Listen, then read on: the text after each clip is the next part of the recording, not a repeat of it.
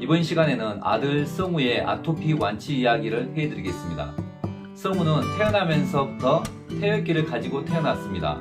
시간이 지나면서 태열기가 아토피로 발전되어 더 심해져 갔습니다. 결혼도 처음 해보고 아토피도 처음 접해보아서 이러다가 자연스럽게 나을 줄 알았습니다.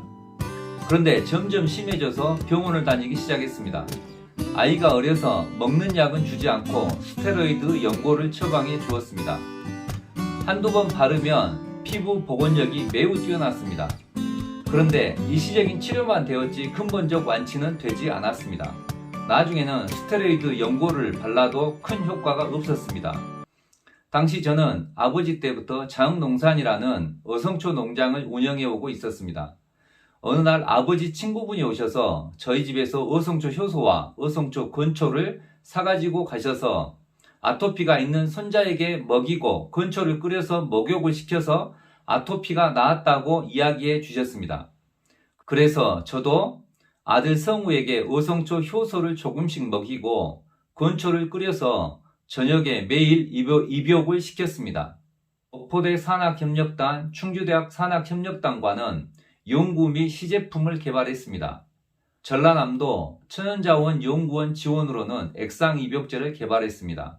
당시에 10가지가 넘는 아토피 개선 제품을 만들었습니다. 그런데 성우가 7살 때 큰 문제가 생겼습니다.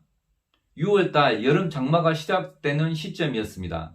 빨갛게 발적이 일어난 피부가 어성초 효소를 먹여도 어성초 건초로 목욕을 시켜도 이제는 들어가지 않았습니다.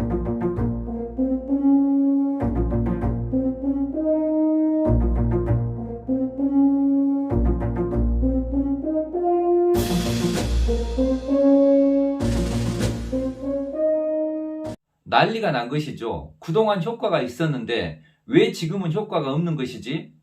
그동안 연구비에 제품 개발비가 몇 억이 들어갔는데 시골 돈으로는 아주 큰 투자가 되었습니다. 그 당시에 저는 아토피가 개선되어 안 나오니까 아토피가 완치되었다고 생각을 했습니다. 성우 아토피가 재발되면서 밤에는 잠이 오지 않았습니다. 빨갛게 발적이 일어난 피부는 계속적으로 지속되어 매우 가려워했습니다. 약초에 대한 내성이 생긴 것이라고 그 당시에는 그렇게 생각을 했습니다.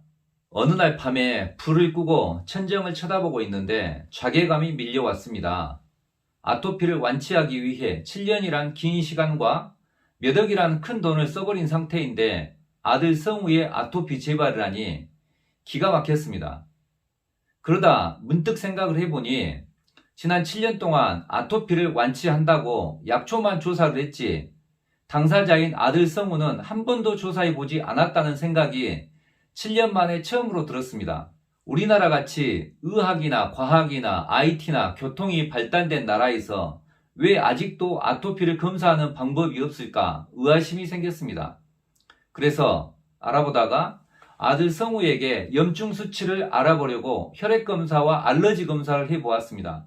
모두 정상으로 나왔습니다. 더 이상 알아볼 것이 없었습니다.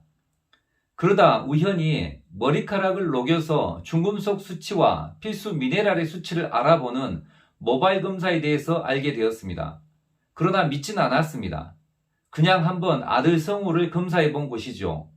1회 검사 결과 중금속은 허용 범위에 있었고 필수 미네랄에서 칼슘, 마그네슘, 아연, 철, 셀레늄이 부족하다는 것을 처음으로 알게 되었습니다. 검사 기관에서 추천해준 추천 보충제인 맞춤형 부족 영양제를 구입하여 하루에 아침 저녁 2번씩 먹였습니다. 그러나 한 달을 먹여도 아무런 효과가 없었습니다. 이 방법도 안 될련가 보구나. 먹여보라고 했으니까 몇 달 먹여보지. 한 달 지나니까 희망은 가지지 않고 영혼 없이 습관적으로 먹였습니다. 어느 날 자고 일어나서 아들 성우를 보니 심하던 아토피가 80% 정도 개선되어 있었습니다. 깜짝 놀라서 달력에 표시해 두었던 날짜를 세어보니 45일 된 날이었습니다.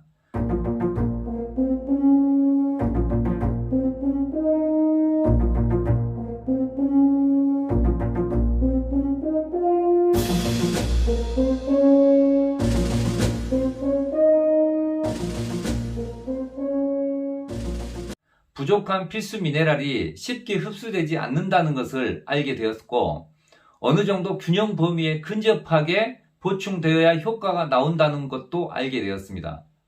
영양제를 6개월 정도 먹이니 나머지 20%도 없어져 아토피가 완치되었습니다.